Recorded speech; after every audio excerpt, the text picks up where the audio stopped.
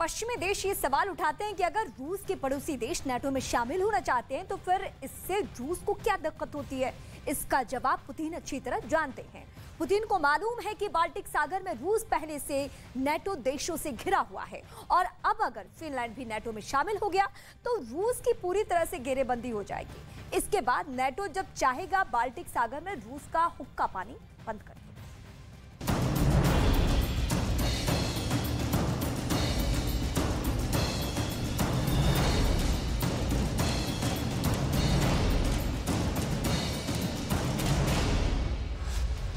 महायुद्ध के बीच फिनलैंड के राष्ट्रपति ने पुतिन को फोन लगाया और कहा, हम नाटो की सदस्यता के लिए आवेदन करेंगे।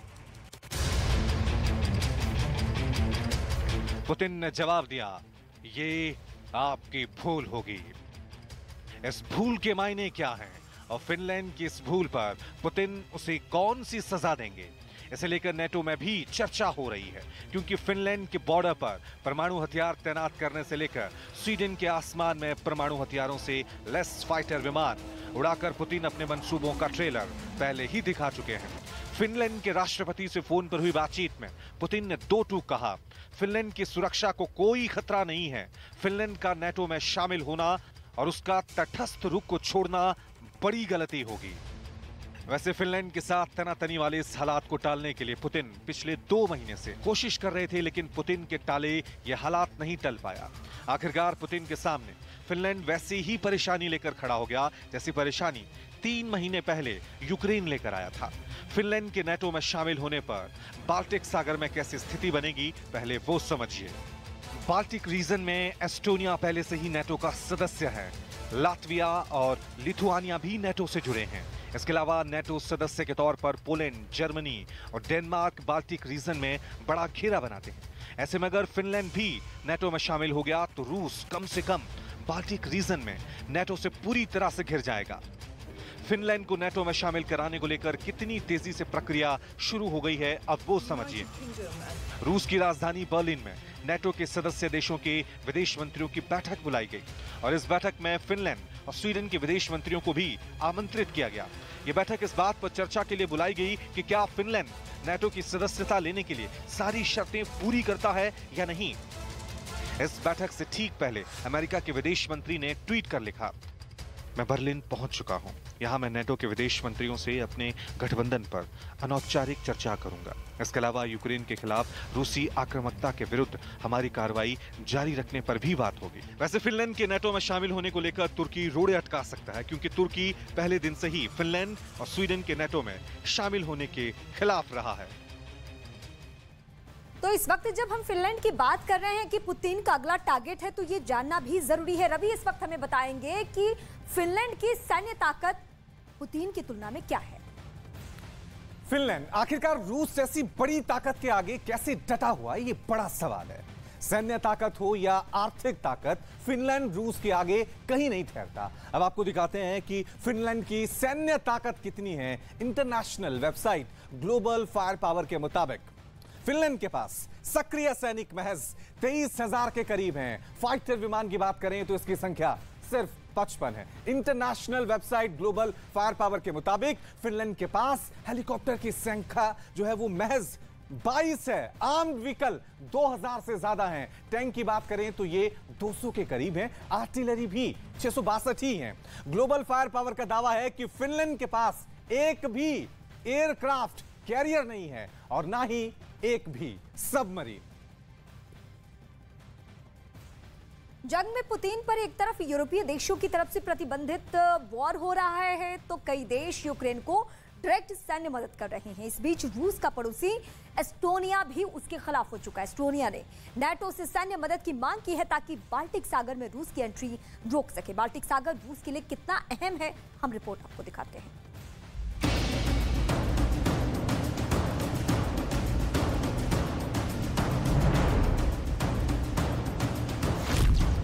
फिनलैंड स्वीडन के खिलाफ रूस की तैयारी में अड़ंगा।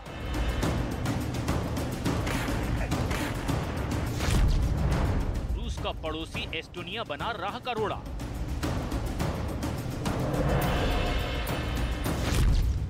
पुतिन के प्लान पर पानी फेरने की तैयारी।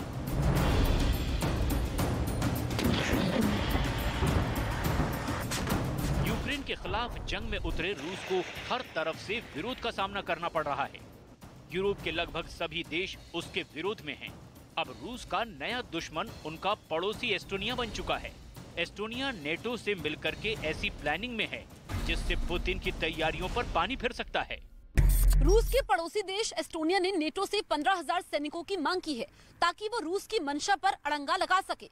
इसे बाल्टिक सागर में नेटो की तैयारी के तौर पर देखा जा रहा है, जहां पर रूस ने स्वीडन और फिनलैंड के खिलाफ बड़े ऑपरेशन की तैयारी की है, क्योंकि रूस की चेतावनी के बावजूद फिनलैंड और स्वीडन ने नेटो में शामिल होने की तैयारी कर ली है।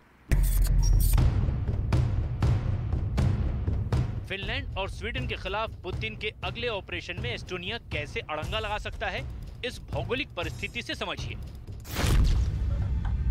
एस्टोनिया रूस के बिल्कुल पड़ोस में बाल्टिक सागर के किनारे है और बाल्टिक सागर में उसके उत्तर की ओर फिनलैंड की सीमा शुरू होती है और फिनलैंड से लगती है स्वीडन की सीमा। फिनलैंड और स्वीडन दोनों नेटो से जुड़ने की तैयारी में हैं और रूस इन दोनों पर बाल्टिक सागर से ही एक्शन करने की तैयारी कर रहा है। ऐसे में एस्टोनिया की समुद्री सीमा काफी अहम हो जाती है।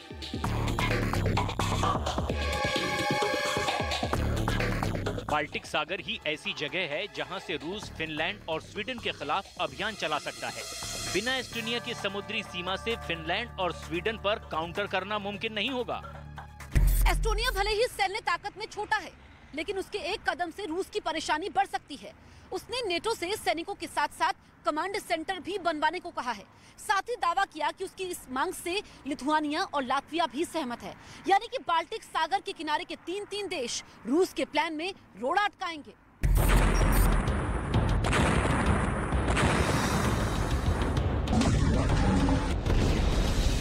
एस्टोनिया पहले से ही नेटो का सदस्य है और यूक्रेन के समर्थन में है। दावा ये किया जा रहा है कि मध्य एस्टोनिया में नेटो के एक सैन्य ठिकाने में प्रैक्टिस कर रहे सैनिकों ने अपनी वर्दी पर ग्लोरी टू यूक्रेन नारे लिखकर परेड में हिस्सा लिया और ये सब रूस की सीमा से महज कुछ किलोमीटर की दूरी पर हुआ है। साल 2008 में जॉर्जिया और 2014 में यूक्रेन पर रूस के हमले के बाद नेटो बाल्टिक सागर के किनारे के देशों की सुरक्षा को लेकर के चिंतित है। इसलिए बाल्टिक सागर से सटे हुए देशों लिथुआनिया, लातविया, एस्टोनिया, पोलैंड, इन देशों में 1,000 सैनिकों की तैनाती बढ़ा दी गई है। वहीं बाल्टिक सागर के किनारे के देशों ने नेटो से बाल्टिक सागर की सुरक्षा को लेकर गुहार लगाई है। एस्टोनिया सरकार की तरफ से आशंका जाहिर की गई है कि रूस कभी भी नेटो देशों पर हमला कर सकता है। ऐसी आशंकाओं के बीच एस्टोनिया में एयर डिफेंस सिस्टम को मजबूत करना बेहद जरूरी है। इसके साथ ही कहा गया कि बाल्टिक सागर में एयर पुलिसिंग की भी जरूरत है ताकि रूसी घुसपैठ को रोका जा सके।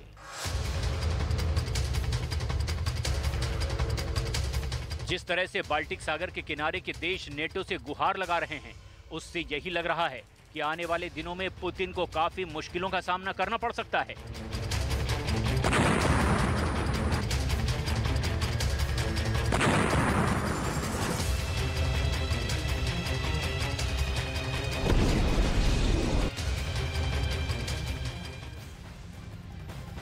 यूक्रेन को अमेरिका से मिलने वाली 40,000 करोड़ की मदद रुक सकती है, क्योंकि अमेरिका में इतने बड़े राहत पैकेज का विरोध हो रहा है। सिर्फ एक अमेरिकी सेनेटर रैंड पॉल के विरोध से ये बिल अटक गया है। रैंड पॉल इसका विरोध क्यों कर रहे हैं? यूक्रेन को 40,000 करोड़ रुपए नहीं मिलने से क्या नुकसान हो सकता है, इस रिपोर्ट के जरिए दिखाते हैं।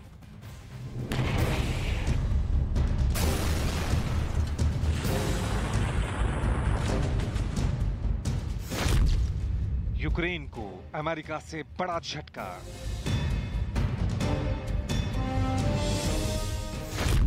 $40,000 करोड़ की सैन्य मदद रुकी।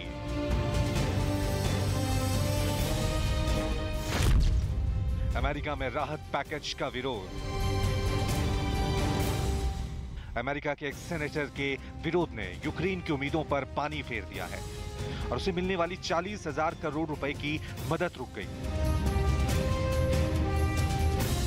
अमेरिकी सीनेट में इस बिल को सर्वसम्मति से पारित करने के लिए वोटिंग की गई। इसका केंटुकी के सेनेटर और रिपब्लिकन पार्टी के रैंड पॉल ने विरोध किया और संविधान विरोधी बताया। इसके बाद यूक्रेन को 40,000 करोड़ की सैन्य मदद वाला बिल अटक गया। रैंड पॉल ने अपने बयान में कहा कि मेरे पद की शपथ अमेरिकी संविधान के लिए है, किसी विदेशी राष्ट्र के लिए नहीं। मुझे संदेह है कि किसी ने वास्तव में इसे पढ़ा है और इन पैसों की कोई निगरानी करने वाला नहीं है, तो ये पता लगा सके कि सही मायनों में ये पैसा यूक्रेन में कैसे खर्च किया जा रहा है। भारत की बड़ी financial subscription service money control pro special offer के साथ अपनी तीसरी वर्षगांठ मना रही है। रोजाना सिर्फ ₹1 में मनी कंट्रोल प्रो सब्सक्राइब करें और ₹1 लाख से ज्यादा के ऑफर्स पाएं। की मुश्किलें भी बढ़ती जा रही हैं। बताया गया कि रूस के सैनिकों से टक्कर ले रहे यूक्रेन के सैनिकों के पास धीरे धीरे खाना और पीने का पानी खत्म हो रहा है। यही वजह है कि उनके कमांडर को इलॉन मस्क से मदद की अपील करनी पड़ी, ताकि अज़ोवस्ताल में फंसे हुए सैनिकों को सुरक्षित निकालकर कहीं और ले जाया जा सके। लेकिन इलॉन मस्क ने आखिर ऐसा क्या कर दिया जिसकी वजह से यूक्रेन की सेना के एक कमांडर को उनसे मदद की उम्मीद जग गई? तो इसके पीछे की वजह है मस्क से जुड़ी वो खबरें जिन्होंने रूस तक को परेशान करके रख दिया, और इन्हीं खबरों ने इलॉन मस्क को यूक्रेन के एक बड़े मददगार के तौर पर पेश किया। एक ऐसा शख्स जो आसमान से सैटेलाइट के जरिए मदद पहुंचाता है। और मस्क पर यह आरोप रूस ने लगाया कि वो अपनी सैटेलाइट की मदद से यूक्रेन की सेना को जानकारियां मुहैया करा रहे हैं, वो जानकारियां जो रूस की सेना के लिए घातक साबित हो रही हैं। रूस के जंगी जहाज मॉस्कवा के डूबने में भी मस्क के सैटेलाइट की भूमिका होने की खबरें सामने आई थी। जंग में मारे गए रूस के कई कमांडरों की लोकेशन भी यूक्रेन को इसी तकनीक से मिलने का दावा किया जा चुका है। माना जा रहा है कि ऐसी खबरों से यूक्रेन की सेना के कमांडर में उम्मीद जगी कि इलॉन मस्क ही अज़ोवस्ताल में फंसे लोगों की मदद कर सकते हैं। उधर रूस के एक सैनिक पर सूमे में वहां के नागरिक की हत्या करने का मुकदमा यूक्रेन में शुरू हो गया। आरोप है कि वादिम शिशिमरिन नाम के इस रूसी फौजी ने 62 साल के बुजुर्ग पर कई राउंड फायरिंग की थी, और इसी मामले में वो रूस का पहला ऐसा सैनिक बन गया जिसके खिलाफ यूक्रेन में केस दर्ज किया गया। क्योंकि 21 साल के इस रूसी सैनिक सार्जेंट वादिम शिशिमरिन पर यूक्रेन के नागरिक को मारने का आरोप लगा। बताया गया कि उससे पहले शिशिमरिन और उसके 4 साथियों ने 28 फरवरी को एक कार पर फायरिंग की थी और उसे अपने कब्जे में ले लिया था। ये सब उन लोगों ने यूक्रेन की सेना से अपनी जान बचाने के लिए किया था। बताया गया कि वो लोग उस कार में सवार होकर भागे, तभी बीच रास्ते में उनसे यूक्रेन के ये बुजुर्ग टकरा गए थे। ऐसे में रूसी सैनिक इस बात से घबरा गए कि कहीं वो बुजुर्ग उनकी लोकेशन यूक्रेन के फौजियों को न दे दें। इसी से बचने के लिए सार्जेंट शिशिमरिन ने बुजुर्ग पर गाड़ी की खिड़की खोलकर गोलीबारी की थी। जांच में पता चला कि 28 फरवरी को पुतिन के जवान ने बुजुर्ग को उस वक्त मार दिया जब वो साइकिल से जा रहे थे। इस हमले में बुजुर्ग की उनके घर से कुछ ही दूरी पर मौत हो गई। इस घटना के बाद यूक्रेन ने कई सबूत जुटाने का दावा किया और बताया कि शिशिमरिन फिलहाल हिरासत में है, जिसे 15 साल की जेल या उम्र कैद की सजा हो सकती है। यूक्रेन और रूस के बीच जारी जंग को 2.5 महीने से ज्यादा वक्त हो गया। इस दौरान कभी रूस का पलड़ा भारी रहा, कभी यूक्रेन ने उसके हमलों का मुंह तोड़ जवाब दिया।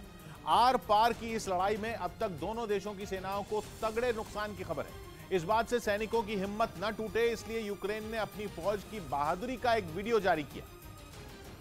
इसमें उसने अपने गरजते टैंकों को दिखाया, जिन्होंने रूस की फौज को इलाका खाली करने पर मजबूर कर दिया। तो दूसरी तरफ रूसी चेकपोस्ट पर भी उसने कहर बरपाया। इसके बाद उसमें कुछ रूसी टैंक नजर आए, जिनकी अहमियत यूक्रेन के फौजियों ने कबाड़ के बराबर कर दी। उनमें एक भी टैंक चलने की हालत में नहीं बचा। साथ ही जमीन पर आमने सामने की लड़ाई में रूसी सैनिकों को धूल चटाने के लिए उनके फौजी गोलियों की बौछार करते दिखाई दिए।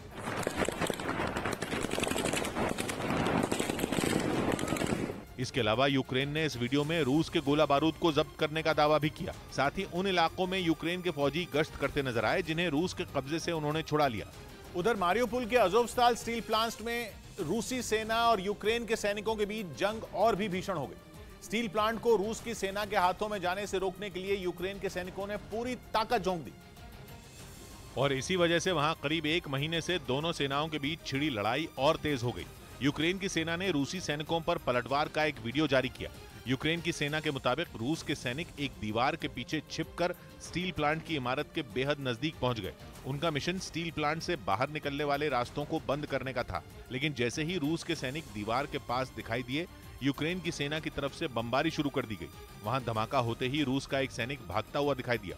इसके बाद एक और सैनिक दीवार के पीछे छिपकर एक तरफ दौड़ता नजर आया कि तभी उससे थोड़ी दूर ही एक और धमाका हो गया। यूक्रेन की सेना ने दावा किया कि उसके ताबड़तोड़ हमलों ने स्टील प्लांट की इमारत के बेहद नजदीक पहुंच गए रूसी सैनिकों को खदेड़ दिया। उधर यूक्रेन से जारी जंग के बीच यूरोप के देश लातविया में नेटो देशों की सेनाओं ने जमकर अभ्यास किया। बताया गया कि यह सैन्य अभ्यास फिनलैंड और स्वीडन के सैनिकों को ट्रेनिंग देने के लिए किया गया, जिसमें स्पेन, जर्मनी और इटली के सैनिकों ने उन्हें जंग लड़ने की ट्रेनिंग दी। सामने आई तस्वीरों में कई जवान टैंकों पर सवार होकर दुश्मन के हमले से बचने का तरीका सीखते नजर आए। टैंकों पर मोर्चा संभाले सैनिकों ने पहले तो टारगेट से